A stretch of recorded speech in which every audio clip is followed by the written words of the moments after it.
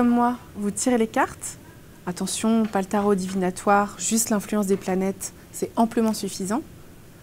Vous savez très bien décrypter les moindres petites facettes de votre boule de cristal en plastique. Vous vous dites, le futur, c'est maintenant. Alors ne bougez pas, cette tendance est faite pour vous.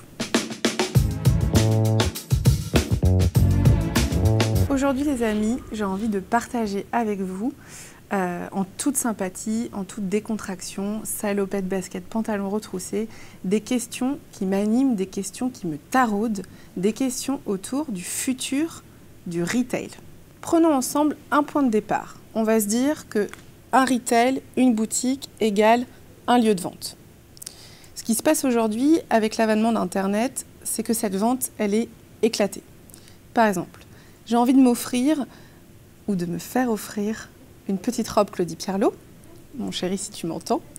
Et cette petite robe Claudie Pierlot, en fait, je peux aller l'acheter en magasin, mais sur le site internet, sur des sites de vente privée, je peux avoir accès à des ventes presse, à des vide dressing de copines, bref, j'ai 1001 façons de choper cette petite robe. Donc si la boutique, le retail est un lieu de vente, si la vente s'est éclatée, le marketing a horreur du vide, donc le retail doit trouver comment retirer son épingle du jeu, comment redonner et retrouver du sens et comment trouver une vraie spécificité, une vraie particularité. La première chose qui m'impressionne assez, c'est de se dire qu'en ce moment, je trouve que le retail devient de plus en plus une mise en scène de la culture globale d'une marque. Je m'explique à travers un exemple. À Londres, le magasin LNCC, qui est un magasin à l'origine de vêtements, il n'y a pas que des vêtements en fait dans le magasin, il y a une librairie, un disquaire et même une boîte de nuit. Donc je trouve ça assez fou que, en fait, parce que les livres qui sont vendus chez LNCC sont de la culture LNCC, les disques également, et la boîte de nuit va passer une playlist musicale en raccord avec l'ADN de marque. Et donc ça prouve vraiment qu'on met en scène une culture globale de marque. C'est un peu la même chose qui est en train de se passer à Tokyo, quand Lexus va ouvrir son prochain flagship. C'est que dans ce flagship à Tokyo, il y aura des designers textiles, un restaurant, de la déco intérieure et, by the way, un concessionnaire Lexus. Donc tout ça pour dire qu'en ce moment, en fait, la marque et le retail de marque montrent une expérience de plus en plus holistique. Et ça, c'est intéressant. Donc c'est ça. Pour tirer son épingle du jeu, le retail, il doit être différent. C'est exactement ce qui se passe quand on va chez l'éclaireur à Paris, le concept store. Quand on rentre chez l'éclaireur et qu'on demande une robe ou un manteau, en fait, ce qui se passe, c'est que le vendeur bip sur un coin, un mur, en fait, et le mur se soulève et vient montrer tous les portants et se referme un peu. C'est hyper rétro-futuriste, on se croirait un peu dans l'Odyssée de l'espace, c'est très bizarre. Donc c'est vraiment un retail qui apporte une expérience différente. Et c'est encore plus fort dans un seul des magasins, l'éclaireur à Paris, où là, pour les clients super VIP, ils ont le droit d'entrer dans une pièce secrète. Cette pièce secrète, c'est en fait la collection d'art et d'antiquités privées des deux fondateurs. Donc c'est génial à quel point le retail peut montrer une vraie différence. Et en fait, c'est quelque chose qui est possible, mais nulle part ailleurs. Ça redonne du sens au lieu physique par rapport au lieu virtuel. En Turquie, à Istanbul, très intéressant aussi, le nouveau concept store Camper. Le concept store Camper, il est basé sur une idée qu'ils ont appelée le Talking Shop. Et en fait, qu'est-ce qui se passe? C'est que les consommateurs vont prendre le pouvoir sur le retail. Ça se passe comment? En fait, ils ont designé des lettres de l'alphabet, ils ont installé des rails et quand vous venez dans le magasin, vous pouvez écrire des messages en changeant les lettres de place et comme ça, le retail, il n'est jamais le même, il est toujours mouvant et il est créé, co-créé par les consommateurs. Et ça montre encore une fois que le retail arrive à se réinventer et là, dans un esprit de co-création en mettant le consommateur au cœur de l'expérience shopping. Et là, je me demande, et si le retail n'avait plus besoin de murs? Et si on sortait du cadre? Et je suis assez étonnée et intriguée de l'explosion en fait des distributeurs automatiques, des vending machines monomarques. Et même sur des marques assez super premium comme Moët & Chandon qui a lancé sa vending machine chez Selfridges à Noël dernier. Et cette vending machine, elle vend des petites mignonnettes de champagne en cas d'urgence ou en cas de fête spontanée.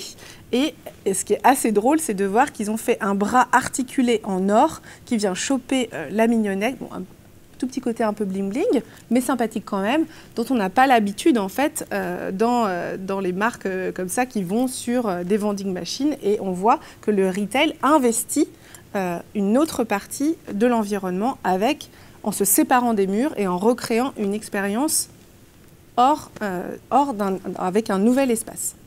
Et là, je vais revenir à mon hypothèse de départ. Qu'est-ce qu'on s'était dit? On s'était dit retail égale boutique égale lieu de vente. Mais est-ce que vous êtes sûr? Est-ce que vous êtes sûr? Parce que moi, plus le temps passe, plus je me dis, demain, les boutiques ne vendront plus rien. Et c'est déjà en train de se passer. C'est déjà ce que fait Samsung à New York quand il lance une boutique, un nouveau point de vente, mais peut-être un point d'expérience, où en fait, on pouvait tester, les consommateurs pouvaient tester toutes les tablettes, mais ne pouvaient pas acheter. Et là, je ne vous parle pas d'un pop-up store, je ne vous parle pas d'un truc éphémère, je vous parle d'une boutique qui existe vraiment et qui est pérenne. Une autre initiative dans le même genre, même si un tout petit peu différente, elle nous vient du Brésil, à Sao Paulo. Il y a dans un mall, un magasin qui s'appelle The Empty Shop, donc il porte bien son nom, parce que le magasin est vide. Et en fait, il n'y a que des portants vides, et c'est à vous de venir apporter vos vêtements, les mettre sur les portants. C'est un magasin à but caritatif.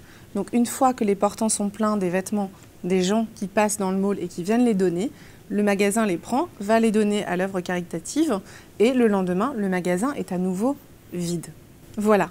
En fait, ce que je voulais vous dire, c'est que j'ai l'impression qu'on est passé de l'ère de la transaction à l'ère de l'expérience. L'ère de la transaction, c'est l'ère de la possession, de la vente d'un objet, et l'ère de l'expérience, c'est l'ère du vivre.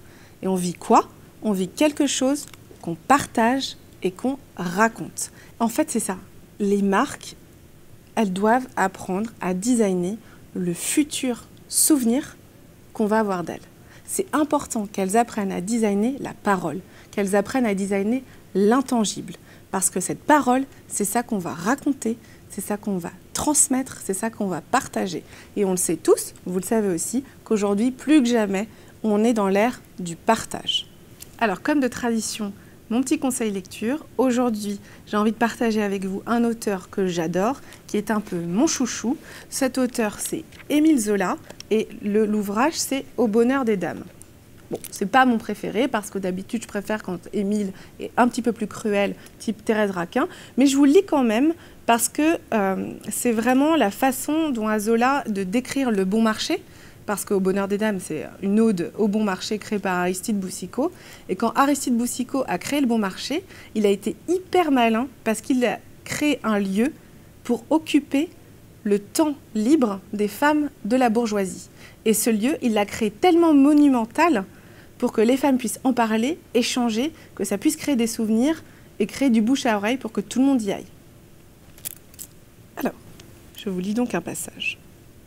Les escaliers de fer, à double révolution, développaient des courbes hardies, multipliaient les paliers, les ponts de fer jetés sur le vide, filaient droit, très haut, et tout ce fer mettait là, sous la lumière blanche des vitrages, une architecture légère, une dentelle compliquée où passait le jour.